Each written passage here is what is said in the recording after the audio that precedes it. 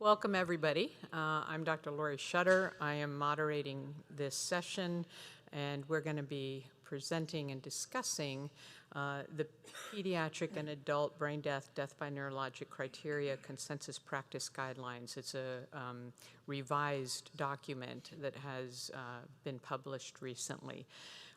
We have three presentations, and then I'll talk a little bit about how this impacts on all of us as intensivists, and hopefully we'll have time at the end for a few questions. So we're not going to take questions in the middle. We'll be able to have a discussion at the end. So thank you, everybody, for being here. I am going to please turn off your cell phones, switch them to vibrate mode. But let's go ahead and get started. And our first speaker today is Dr. Matthew Kirschen. Dr. Kirschen is an assistant professor of anesthesiology and critical care medicine, pediatrics, and neurology at Children's Hospital of Philadelphia. He's also the associate director of pediatric neurocritical care at Children's Hospital of Philadelphia, and he's going to be talking to us on why revised guidelines, a little bit of an introduction and the rationale for why we did this. Thank you very much, and thank you for the opportunity to speak today. Here are my disclosures. I have funding which is unrelated to brain death, and you will hear from many of us up here that we do a lot of work for multiple organizations on brain death, but we have no financial stake in its determination. So this is pretty much the outline for the next hour. We are going to talk about the recent consensus guideline that was published. This was a collaborative effort between the American Academy of Neurology, Society of Critical Care Medicine, American Academy of Pediatrics, and the Child Neurology Society. There's a QR code at the bottom that I'll leave the slide up for another second. If you have not seen this document yet, you can click on that QR code and it will link you to the neurology.org website where you can download for free the actual guideline itself. So one of the big questions we always get asked is, well, why do this guideline, right? Death hasn't changed in the past 10 years, but some of the evidence may have. So the adult and the pediatric guidelines were each published more than 10 years ago, and so we wanted to use this opportunity to review data that was available. And we also wanted to acknowledge the fact that death should really be independent of age. And so because of that, we wanted to combine the adult and the pediatric guidelines into a single document. And we also recognize that medical technology has advanced over the past 10 years. And so we wanted to address medical areas that impacted brain death, such as ECMO, therapeutic hypothermia, therapies to treat ICP, pregnancy, and primary infanttorial injury that were not addressed in either of the two prior guidelines. It will come as no surprise to the people in this room that we don't have a lot of data in the brain death space. When we talk about guidelines, we are not going to have big randomized controlled trials and do typical grade methodology in terms of designing guidelines for brain death as we do for other diseases within our space. And so this is really an evidence-informed process. We use Delphi methodology. And as you look at the document, you will notice that recommendations have three different anchoring verbs. There are musts, shoulds, and mays, and then levels of strength that go with each one of those recommendations. And those fell out of voting from the guideline committee.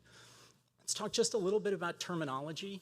So we decided to use the hyphenated term brain death by neurologic criteria, and we did that in deference to the colloquial term brain death, but also to reinforce that it is not just death of the brain, it is death of the entire person, and it is medically and legally equivalent to cardiopulmonary death.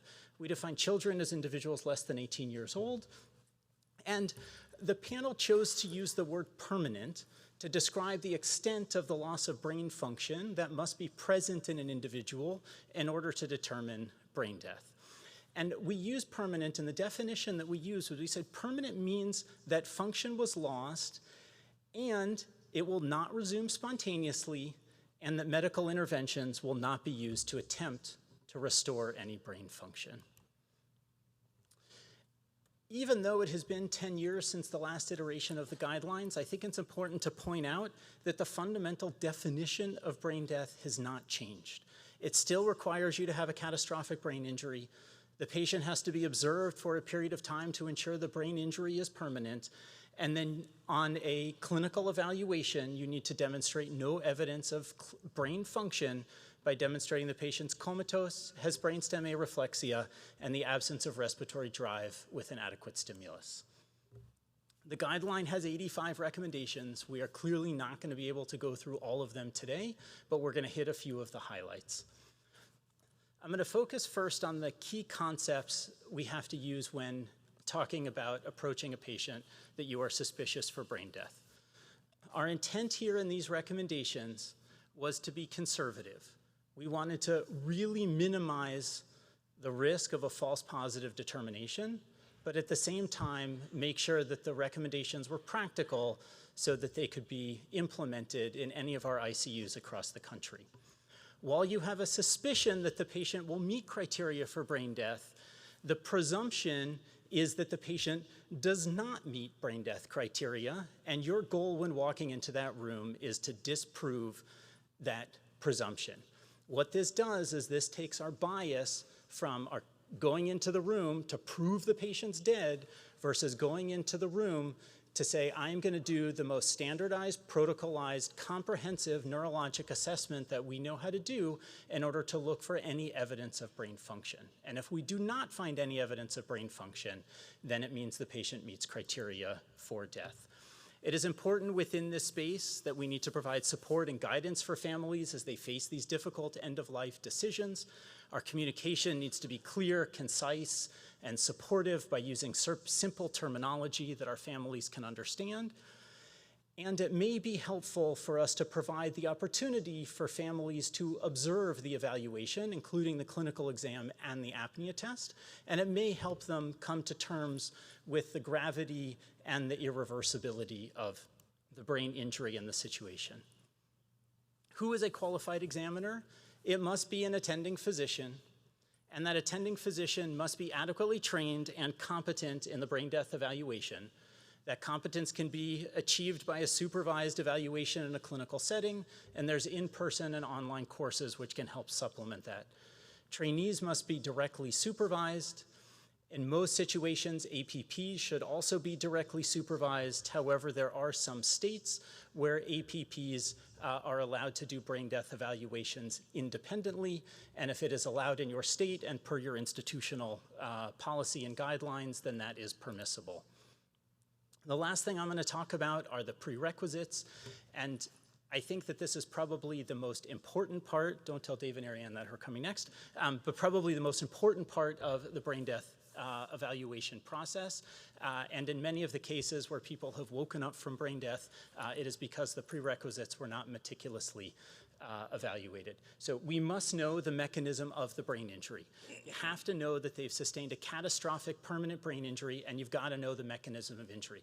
Typically, that's trauma, hypoxic brain injury from cardiac arrest, intracranial hemorrhage, et cetera.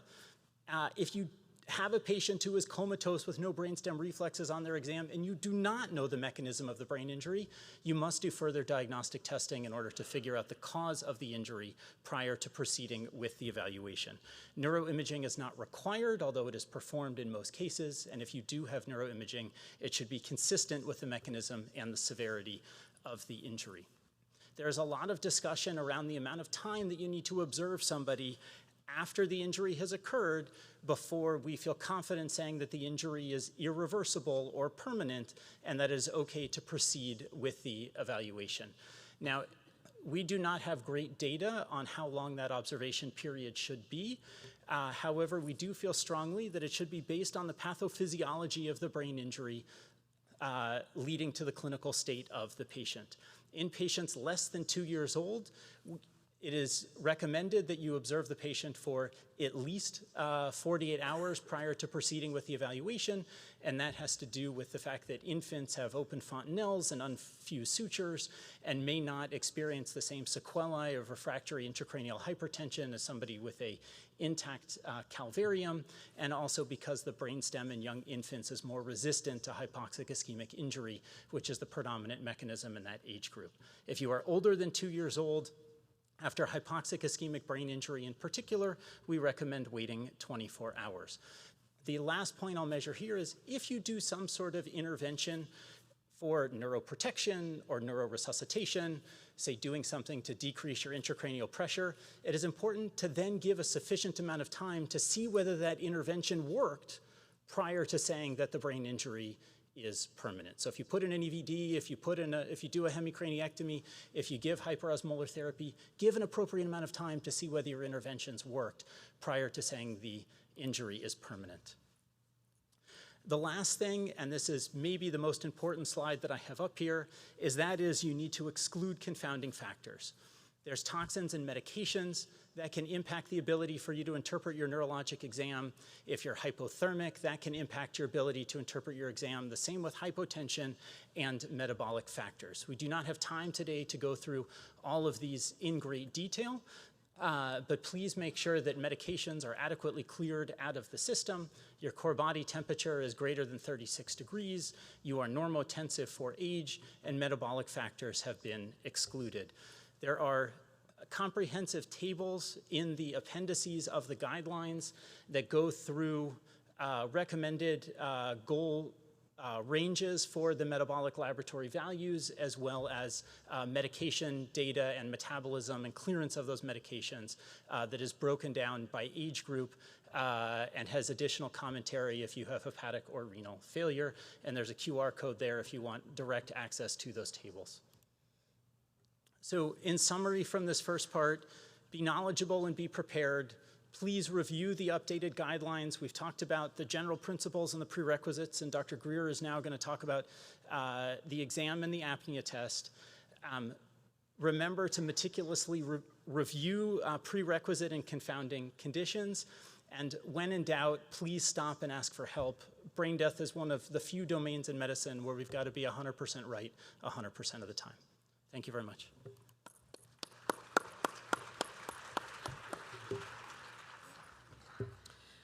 Okay, so, and if people didn't realize, we actually have the 3 lead authors for this guideline presenting today. So you are getting to hear from the true experts in this area. The next talk is hopefully, yep. So the next one is the actual determination of death, and that's going to be presented by Dr. David Greer. He is a professor and chair of the Department of Neurology at Boston University School of Medicine and the Richard B. Slifka Chief of Neurology at Boston Medical Center. His research interest has been in the area of death by neurologic criteria for a long time and prognostication, and he was instrumental in moving this forward for us. So I'm thrilled to have Dr. Greer here to present on probably one of his favorite topics, is how to do this exam properly. Thanks, Lori. Thanks for coming, everybody. Great to see you. Here are my disclosures. None of these are pertinent to today's talk. I am going to show a number of patient videos. I would kindly request that you not take pictures or videos of the videos themselves. These are with the express permission of the families of these patients, to whom we're very indebted. So please do respect that. Picking up where Matt left off, how many examinations are required? So there was a lot of debate about this, but we settled on at least 1, of course, in adults, and 2 is probably better. When you think about a disease like this where we really have to be right 100% of the time, I strongly advocate for having 2. And in fact, I think the best way to do it is to be blinded of each other, totally separate and independent. That's the soundest way to do it. In children, it is still 2 examinations for every patient, including 2 apnea tests. So that's a very big distinction between the 2.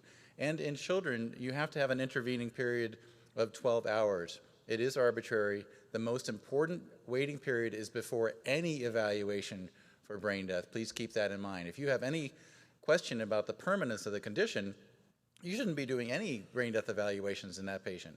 So in order to satisfy the pediatric community, which is reasonable that we put in a 12-hour intervening waiting period, but again, the most important waiting period is before any evaluation. I've gotten calls from different places around the country where an OPO representative has said, oh my gosh, they're going straight to SPECT again, can you please do something? Please do not go straight to ancillary testing. If you suspect the patient might be brain dead, clinical evaluation is really going to be the most important a way to determine somebody, and ancillary testing should not be a crutch. In fact, even when you know that you're going to have to do ancillary testing because of some confounding in that patient, you still do all of the clinical examination that you can, including the apnea test if you can, because if you find signs of life on that, there is no indication to get an ancillary test. So always test everything that you can when you can to the degree that you can. All right, the clinical evaluation, let's talk about the neuro exam, and this will probably be review for everybody here, but I'm going to tell you a few things about technique that may be helpful. This should sound familiar. 3 things in brain death: coma, no brainstem reflexes, and apnea in the setting of a carbon dioxide challenge. Coma means no responsiveness to any kind of stimulation: visual, auditory, tactile stimulation. The tactile stimulation should only give you spinally mediated responses, nothing that looks cerebrally mediated. You have to stimulate in all 4 limbs and on the cranium. Somebody may have a C-spine injury or a bad peripheral neuropathy, and so you have to stimulate on the cranium also. How do you do that? Well, I want you to take your index finger and touch your eyebrow. Go with me, humor me for a second. Go about 2/3 of the way out, and you're going to feel your supraorbital notch. If you press right there, that's your supraorbital nerve. It hurts like the dickens, right? Don't press too hard. That's a great place to give noxious stimulation on the cranium. Another one is bilateral TMJ pressure. You don't have to press that hard for it to be noxious. And then there's the old nasal tickle, the COVID swab that we all see nowadays, and that's also very stimulatory. Sometimes you'll see a movement and you're not sure if it came from the brain or the spinal cord. Phone a friend, bring in somebody to take a look who has more experience perhaps. And if you're still not sure, then you may need to get an ancillary test in that situation. There are a number of spinally mediated reflexes that have been published. This is from the guidelines themselves. I'm not going to go through these in any detail, but keep in mind that they have been described, and that may be helpful for you to say, oh, somebody else has described that before as a spinal reflex. Let's show how to do a blink to visual threat. So you hold the eyes open and you come in with your hand flat and you come right down the center and from the sides. The reason why my hand is flat, if you take your hand and go like this, you're creating a wind wave and you're testing a corneal reflex. I don't want to test a corneal reflex yet. I'll test it when I'm ready. So that's how you test a blink to visual threat. Here's motor testing. You stimulate on the nail bed. You can see that this patient is not in coma. He opens his eyes and he has some head turning with this. He has a little bit of extensor versus flexor posturing. Again, you always pinch medially on the arm also. If you move towards a noxious stimulus, that's always pathological. You should move away. Stimulating on the legs is the same principle. You're going to stimulate typically at the great toe, right at the base of the nail, not on the skin, because it's easy to break, cause skin breakdown there. And you see this looks like triple flexion, but when I pinch him on the knees medially, he has a more complex movement of the legs that looks maybe triple flexion, but on the right leg it looks maybe purposeful. So you just write down what you see when you see it. Pupillary reactivity is obviously extremely important to test for. The pupils in brain death should be typically 4 to 6 millimeters. They can be anywhere 2 to 9 millimeters. If they're less than 2 millimeters, you have to worry about drug intoxication, particularly with opioids. A magnifying glass can be helpful, or pupillometers can be helpful with this as well. I don't own any stock in the companies. This is my hardware store flashlight with a magnifying glass. That's my own pupillometer. It costs about $6. This one costs about $4,500. This is an automated pupillometer. But the nice thing about these is that they automatically check a second time. They do not like to not get a reaction on the pupil. And so 1, 2, 3, boom. Oh, I missed it. Boom, there it goes. It shines the light again. It's always automatically going to check a second time as well. All right. Who here, show of hands, who uses a saline squirt or sterile water to check a corneal reflex? Anybody? I do. I do it all the time, every day, multiple times a day. If you get a corneal reflex of that, they've got a corneal, so you're good, and you haven't injured the cornea in any way. But that's not a potent enough stimulus to be definitive in brain death or post-cardiac arrest. And where you touch on the eye is important also. This is a heat map from over 900 intensivists and neurologists saying, where do you touch on the eye? And a lot of people were pretty far lateral. Some people miss the eye entirely, which is sad. But the farther you get out on the sclera, the less sensitive the eye is. So you really want to go right at the border. Sorry. Oh, I didn't want to do that. Previous. Help. Previous. I'm working on it.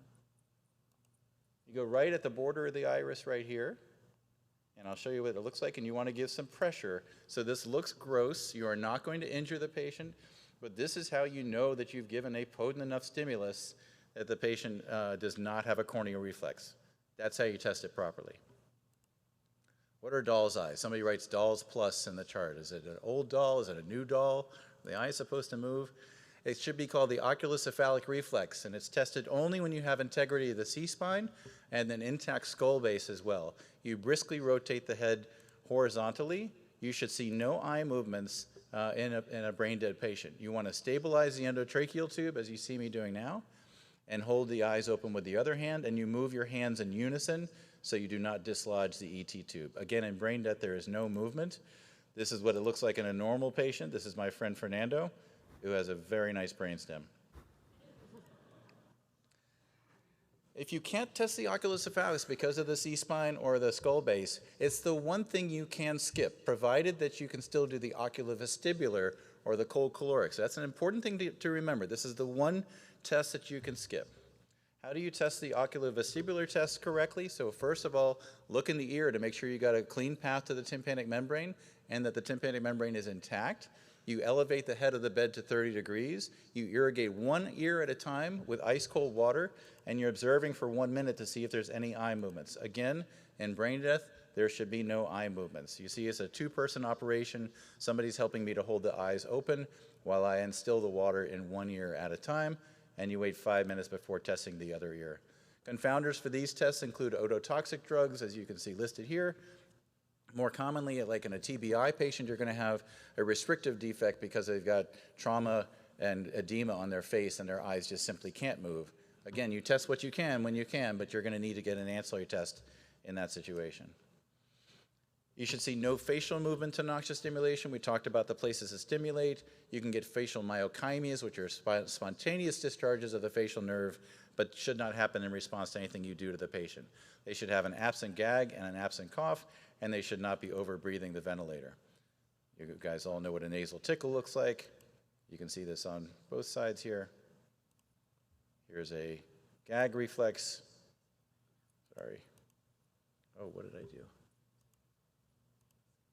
Oh, no. This is very bad. Okay, here it goes.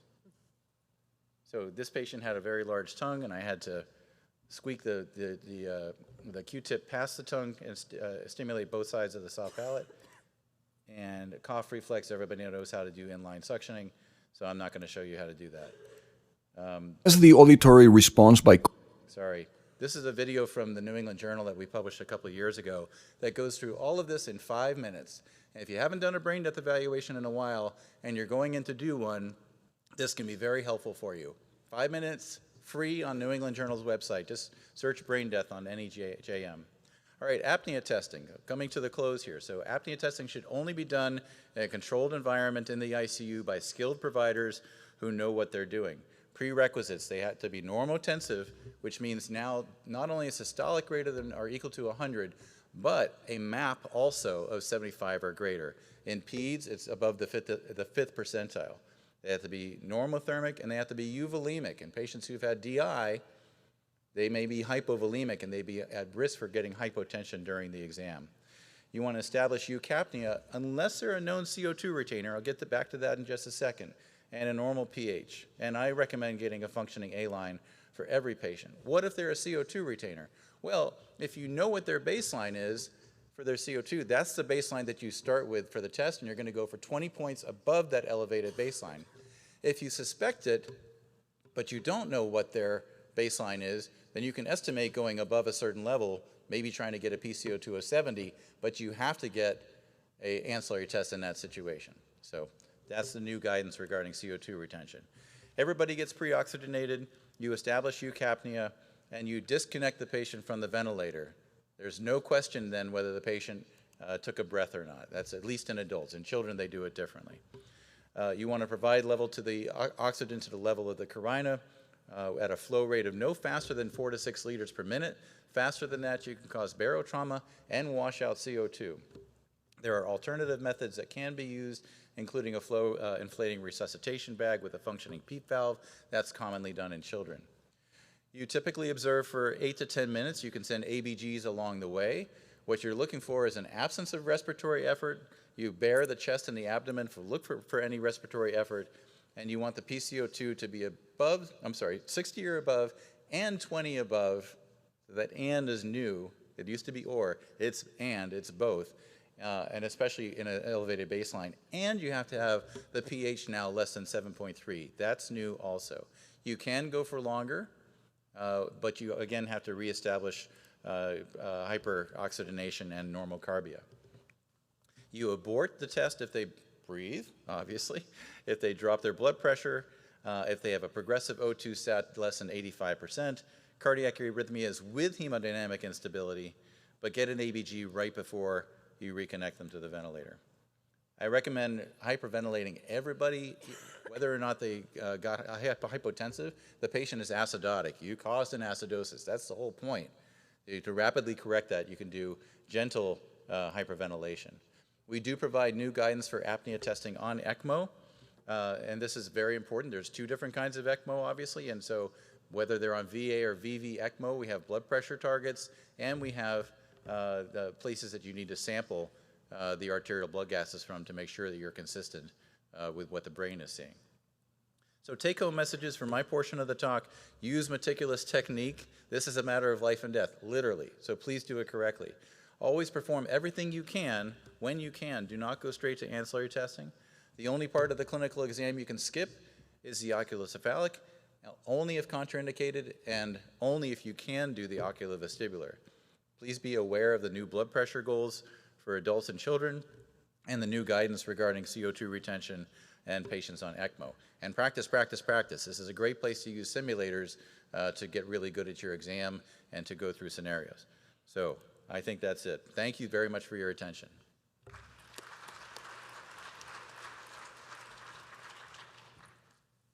And remember, we will have time for discussion. Everybody's doing a great job of staying on schedule. Thank you, guys. So our next speaker, bringing it up, will be Dr. Ariane Lewis. She is a professor in the departments of neurology and neurosurgery and the director of the Division of Neurocritical Care at NYU Langone Medical Center. She also was a major contributor and lead on this effort, and she's going to be speaking to us on ancillary testing and special considerations for brain death DNC evaluation. Thanks, Lori. These are my disclosures, very similar to Matt and Dave's. So I'm going to be talking first about ancillary testing for the brain death evaluation. Prior studies over the past few years have demonstrated that there's variabilities in the perspectives of providers on when they should be employing ancillary testing as part of the brain death evaluation. The new guidelines provide clear guidance about when ancillary testing should be used. Ancillary testing should be performed when the full exam or the apnea test can't be fully completed or the findings can't be interpreted adequately. As Dave mentioned, ancillary testing is not a substitute for the clinical examination as a whole. This brain death evaluation, as general, is a primarily clinical process, and so you should not be employing ancillary testing instead of doing a clinical exam. When thinking about when to do ancillary testing, it's if there's inability to correct the metabolic derangements adequately, but the exam and apnea test is consistent with brain death, if there's inability to perform some components of the evaluation, such as if there's a cervical fracture or facial injury, inability to interpret what the exam findings indicate in terms of whether they're spinally mediated or brain-mediated findings, if the apnea test can't be completed due to instability, or if there's knowledge or suspicion of hypercarbia without knowledge of the chronic baseline PaCO2, since there's specific guidance in terms of what the target should be for those patients. The guidelines also provide information about contraindications for ancillary testing. So ancillary testing should not be used as part of the exam or as part of the evaluation if there's any prerequisite that's not been met. So for example, if there's patients hypothermic, you shouldn't use ancillary testing as a substitute for rewarming them adequately. You shouldn't use ancillary testing if there's high levels of sedating medications. You shouldn't use ancillary testing as a substitute for any testable element of the brain death evaluation, or if there's any finding in the evaluation that's consistent with life, then ancillary testing should not be employed. The patient is not brain dead. The patient is alive. And then also the guidelines specifically note that ancillary testing is not indicated just because there's an open fontanelle or a skull fracture or skull defect. Prior studies also have demonstrated that institutional policies vary with respect to the recommended ancillary studies. The new guidelines clearly indicate the accepted ancillary studies are TCDs in adults only, a radionucleotide cerebral blood flow scan, or 4-vessel angio. The new guidelines also specifically indicate what studies are not allowed. So now we're going to talk about special considerations for the brain death evaluation. There's been a lot of controversy over the past few years, particularly in the literature, about whether consent should be required for brain death evaluation, and some of this has made its way to the public media, particularly secondary to lawsuits. There are arguments both for and against the need for consent prior to brain death evaluation. In surveys of pediatric and adult neurologists and intensivists demonstrate that about 3/4 of us feel that consent should not be required. The new guidelines clearly indicate that it's necessary to make a reasonable attempt to inform the patient's family of the plan to perform the evaluation and to provide them with education about brain death. This requires communication, including an explanation of the concern for the brain death, an explanation of the legal equivalence between brain death and death by circulatory respiratory criteria, the intent to perform an evaluation, noting that the goal is to evaluate for any signs of life. As Matt noted, it should not be specified that the purpose of doing the brain death evaluation is to prove that you indeed are correct, the patient is brain dead. Rather, the purpose of doing the brain death evaluation is to look to see if there's any evidence of signs of life. And also to note during this discussion that it's possible that there could be reflexive movement due to spinal or muscular or nerve activity. Families should be invited to observe the evaluation, but there's no obligation to obtain consent unless it's stipulated in institutional policy or state laws or regulations. And notably, there's no state that actually has a legal requirement to obtain consent prior to the evaluation. The guidelines also address the situation as to whether or not preservation of neuroendocrine function should impact the evaluation process. This is something that also has been debated. As is noted here, studies demonstrate that diabetes insipidus is present anywhere between 9 and 90% of the time when brain death is declared. However, there are some who argue that diabetes insipidus should always be present when declaring brain death. The new guidelines specify that evidence of neuroendocrine function does not preclude the brain death evaluation, noting that irreversible cessation of all functions of the entire brain, including the brain stem, which is part of the legal definition of death in the Uniform Determination of Death Act, should be interpreted to mean loss of function of the brain as a whole, resulting in coma, brainstem areflexia, and apnea in the setting of inadequate stimulus. The new guidelines also provide information about how to handle brain death evaluation in a patient who has a primary posterior fossa injury. The majority of the time when brain death is being considered, patients have primary supratentorial injury that leads to downwards herniation. However, studies demonstrate that between 2 and 16% of the time when brain death is being declared, this starts as a primary infratentorial injury, and that some of these patients may not actually have supratentorial injury due to upwards herniation. So in order to ensure that there is loss of function of the whole brain, the new guidelines specify that patients must have imaging that demonstrates catastrophic supratentorial injury prior to conducting a brain death evaluation. So there must be catastrophic injury both supratentorially and infratentorially when the evaluation is being conducted in patients who have primary infratentorial injury. The new guidelines also provide information about brain death evaluation in a patient who is pregnant. Prior studies had demonstrated that there's lack of guidance in U.S. hospital policies for brain death determination about how to handle pregnancy. So the new guidelines specifically note that pregnancy is not a contraindication to brain death evaluation. Additionally, they note that after brain death determination in a pregnant patient, clinicians should provide care, and clinicians with expertise in MFM, child neurology, and neonatology should educate surrogate decision makers about the risks and benefits of continuing organ support to the fetus, and allowing them to make decisions about how to proceed.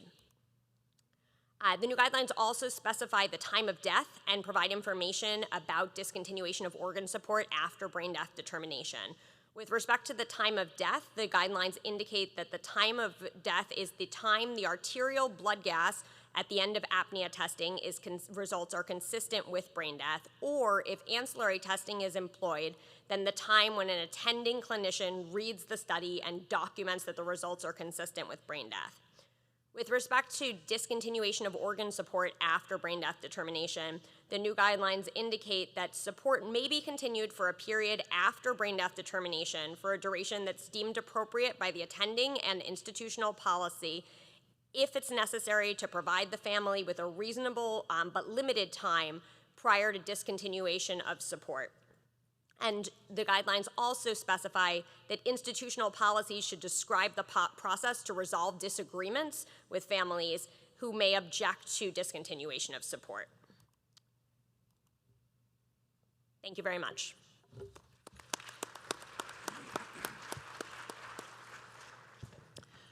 All right, so I get the pleasure of wrapping this up by spending some time talking about how does this actually impact on us as intensivists. This guideline has come out. What do we need to do? Disclosures fairly similar, no financial ones, but I have been part of the working group and was the liaison and representative of FCCM on the group. So, some general thoughts for intensivists.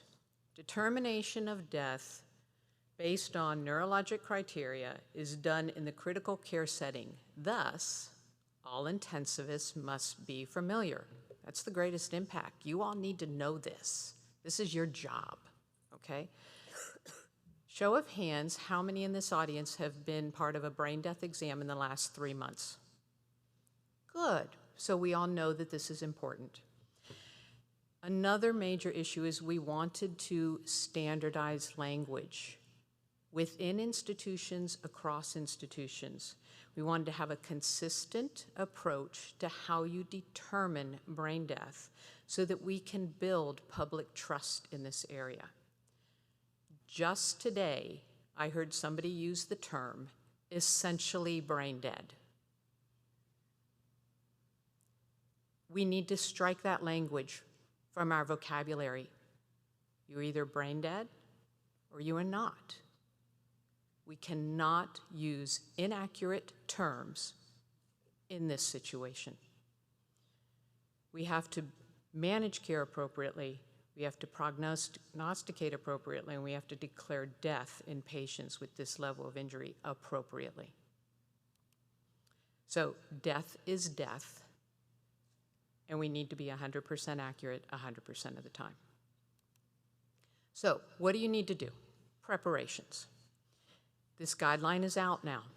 Review it, and review your local policy. When was the last time it was updated? Do you need to change this? What are your own state laws? Because they vary. Does your institution have overarching policies? Some of the institutions that have religious affiliations may have overarching policies that vary from state. Do you have separate policies for adult and pediatrics? We did. We're now going to combine them all together. So UPMC is going to have one policy for all age. What updates do you need to do? Be prepared for that. And who will be overseeing these policy updates? Who's going to have some comments about this? I am not going to get into issues regarding the UDDA and efforts to update that. It is still in place, and we're going to follow that practice. So, a few state laws. This gives you a breakdown of which states use the UDDA, which states have enacted it, but also have other variations, okay? The brain death concept only applies when artificial life support is used. I think most of the patients are on artificial life support, so that the light blue should be the same as the dark blue. The gray, brain death is a criteria for death is permissive, but it's not required. And then black areas, brain death must be accompanied by the loss of spontaneous respiratory function in order to constitute death. Well, that's the apnea test. So, but be aware of your own laws and be able to address them. There's other special considerations. There are certain states that require unique things, that you accommodate religious or moral objections, that you have a specialist in neuroscience doing this rather than an intensivist. So be familiar if you have special considerations by the laws in your particular states. Then know about pregnancy. In preparing for this, I actually wasn't aware of some of the state laws regarding pregnancy. And it turns out that if you happen to be in Texas, and even if you have advance directives that say what you want done in the event of a catastrophic neurologic event, if you are pregnant, those don't count anymore. Your advance directives as a woman in the state of Texas, if you are pregnant, are null and void. Okay. So be aware of these laws. Revising your own policy, coordinate efforts, please. Okay? Identify your stakeholders, not only in your hospital, but in your community. Who is going to have some input on this? Who may have some thoughts? Intensivists, neurosurgery, neurology, common stakeholders. But what about other services? Do you have a post-cardiac arrest team? Do you have an organ donation support team? Your local organ procurement agency? Are there providers that will contribute to this? Radiology, interventionalist. They need to be on board if they're going to be part of the testing. And I already mentioned your community groups. Know your local resources. What do you have available? You notice that EEG is now not an ancillary test anymore. So what is available at your location? Both providers, do you have adequate number of providers that are competent in doing this and have training and credentialing? Do you have backup options in place to get extra assistance? And what are your ancillary testing options locally that you have? Regarding remote locations, Dr. Joe Darby was the lead on this. He's one of my colleagues at UPMC, and we actually did a small study, but looked at using tele-ICU to support providers in remote locations. So if they hadn't done a brain death exam for an extended time period, we didn't want to transport the patient all the way down 2-hour helicopter ride to do this exam. Could we provide support and help do the exam and talk people through it remotely? Please look at this. It was only 29 patients, but we did 30 exams, and there was anywhere between 97 to 100% agreement. The 97 was usually when it came to pupils, and it was dark eyes, and you couldn't see the pupils well, so we actually started using pupillometry and made that a requirement because the pupillometry was accurate in that situation. Standardization of doing your exam. If you don't have checklists, do it. We're in the process of creating a checklist for preparation for doing the exam. How do we script this? How do we discuss it? How do we make sure that everybody's on board to do this properly? And then what are the examination steps?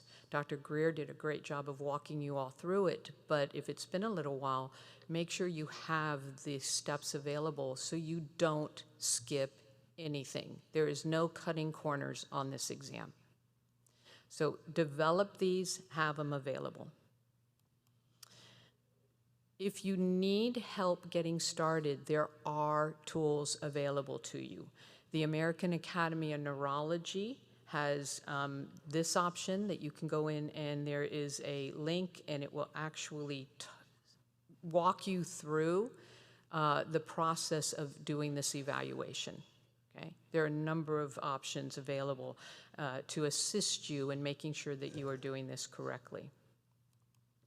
There is standardization training. The Neurocritical Care Society has the Brain Death Toolkit.